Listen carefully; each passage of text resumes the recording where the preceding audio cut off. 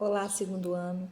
Vamos começar a nossa aula hoje abordando um assunto que vocês já começaram a estudar no início do ano, que é a Idade Média. O que foi a Idade Média? Ela tem esse nome exatamente porque ela é intermediária. Ela está no meio entre a Antiguidade, a Idade Antiga, e a Idade Moderna, os novos descobrimentos, né? A Idade Média começou a se formar através de um longo processo conhecido como formação da Europa medieval, que tem início com a queda do Império Romano do Ocidente em 476 d.C., graças às invasões dos germanos, né? Também conhecido como invasões bárbaras. E vai até 1452, quando os europeus chegam no continente americano e também com a queda de Constantinopla, que é o Império Romano do Oriente. A Europa medieval se formou através de um longo processo que combinou características de origem romana, germânica e também religiosa. Bom, dos romanos foi herdado o colonato. O que é o colonato? É exatamente você estar numa terra em troca do seu trabalho, de você poder usufruir daquela terra. Para o dono, o proprietário, você entrega uma parte da sua colheita. Isso é uma herança romana. Bom, a herança germânica é o que a gente chama de comitatus, é uma característica militar de guerra. É, na verdade, um grupo de guerreiros unidos a um chefe militar que eles devem sempre servir e honrar. Outro elemento igualmente importante é o cristianismo, né? Que é a parte religiosa que dá unidade a todo esse sistema da Europa na Idade Média.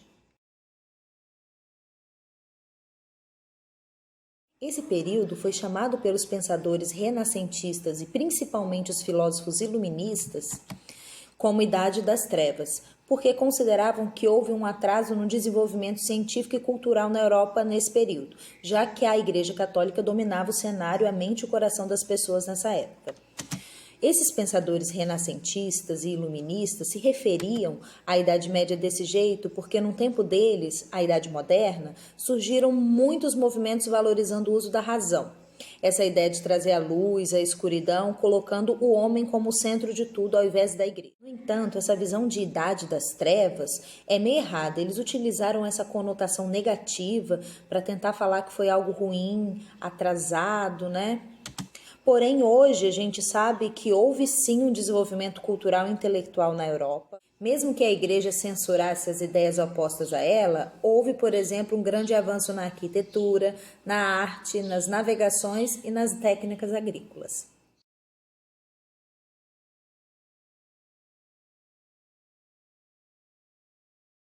Dividimos esse período entre Alta Idade Média, que foi quando se consolidou o sistema feudal e ainda havia muita invasão bárbaras, a expansão do islamismo, e a Baixa Idade Média, que foi quando houve um aumento populacional, as crises da peste negra, fome, as cruzadas, o renascimento cultural e as revoltas camponesas.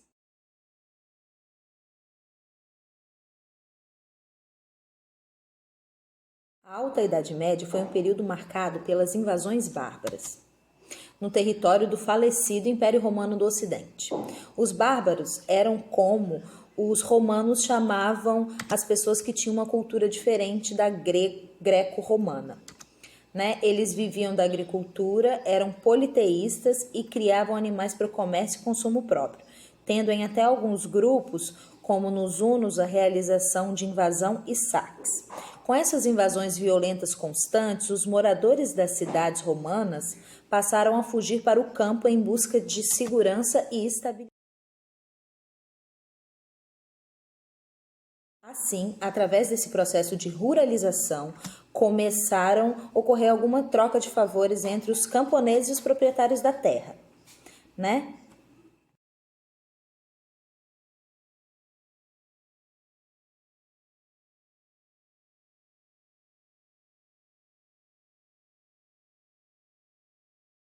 Os camponeses pagavam alguns impostos e entregavam parte da sua produção agrícola em troca de terra para plantar e um lugar seguro para se estabelecer. Essa relação deu origem ao feudalismo. Né? Como parte desse sistema, existia a suzerania e a vassalagem, que era uma troca de favores entre dois nobres. O dono da terra, o suzerano, oferecia terra a um vassalo, em troca de proteção e apoio militar em caso de guerras.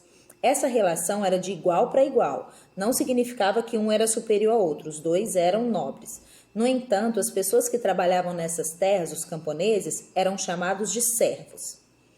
Para morarem e trabalharem ali, eles tinham que pagar aos donos da terra um tributo. Essa relação de trabalho era chamada de servidão, porque os trabalhadores eram livres, porém eles ganhavam tão poucos e tinham que pagar tantos impostos que no final não havia possibilidade de juntar dinheiro e crescer na vida.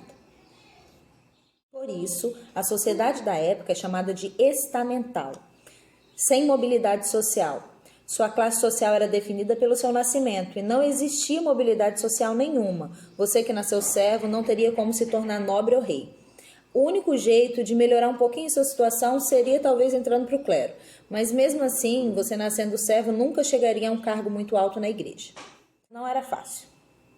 Entre os impostos que eles deviam pagar, existia a corvéia, que era o trabalho gratuito na terra do Senhor durante um certo número de dias. Havia também a talha, que era a obrigação de dar parte da sua produção agrícola para o senhor, o dono da terra. Por último, a banalidade, que era o pagamento em impostos para utilizar equipamentos e instalações dos senhores como moinhos, celeiros e forno.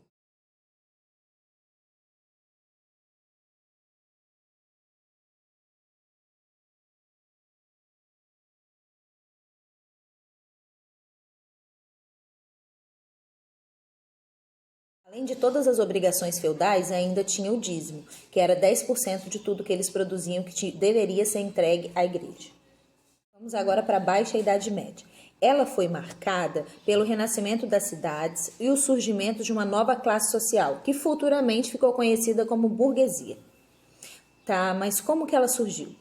Houve um avanço nas técnicas de agricultura e de produção de alimentos, o que houve e proporcionou um crescimento populacional e também a produção de excedentes agrícolas. Assim, começou a se comercializar esses excedentes com reinos vizinhos ou viajantes. Pequenos artesãos, comerciantes e banqueiros passaram a se estabelecer nos burgos. O que eram esses burgos? São as muralhas dos castelos. E ali começou a surgir um comércio, uma atividade comercial.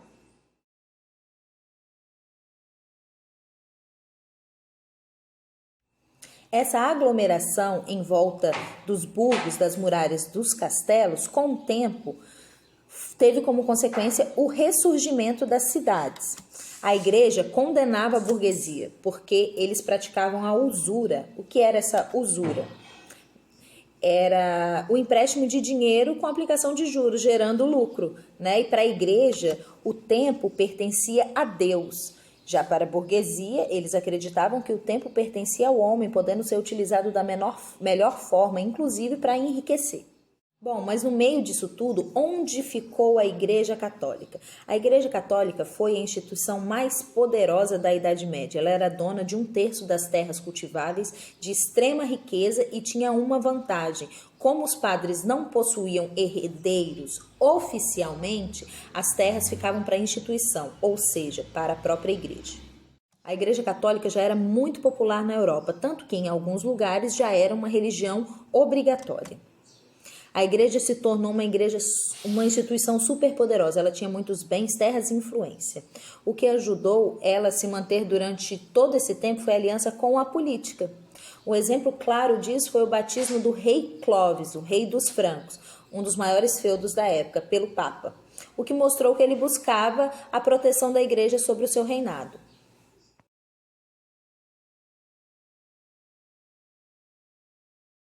A igreja também controlava toda a produção artística e cultural da época. Os únicos que sabiam ler e escrever eram os membros do alto clero e os monges, que se dedicavam a copiar e dedicar os conhecimentos da antiguidade, principalmente os gregos. Platão, por exemplo, influenciou muito Santo Agostinho e a filosofia medieval.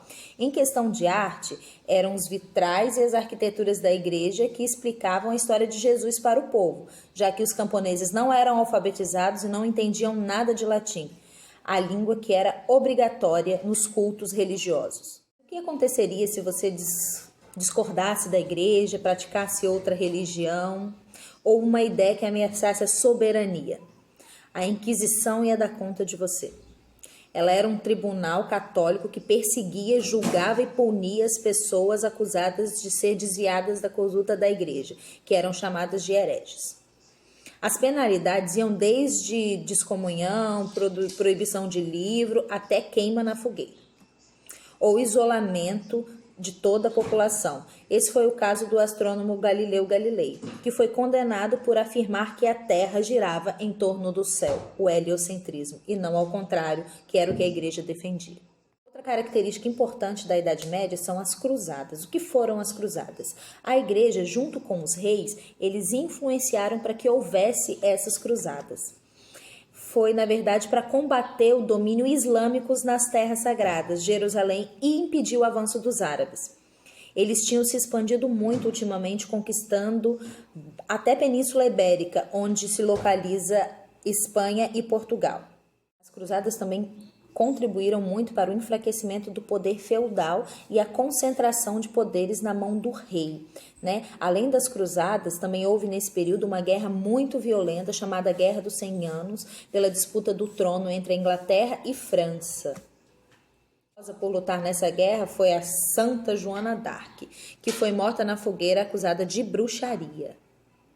Mas o que contribuiu para a crise na Idade Média? A peste negra ou peste bubônica era uma doença transmitida através da pulga do rato, tendo origem na Mongólia. Então, como que ela chegou na Europa? Com o comércio fomentando cada vez mais, as embarcações marítimas transportavam mercadorias do Oriente para o Ocidente.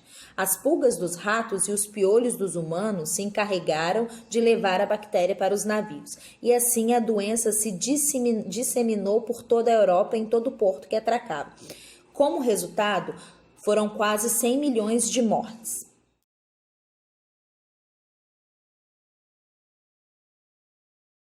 Como ninguém entendia a origem dessa epidemia, acabavam culpando judeus, leprosos, estrangeiros, quando o real motivo era a falta de higiene e saneamento básico dos ambientes urbanos.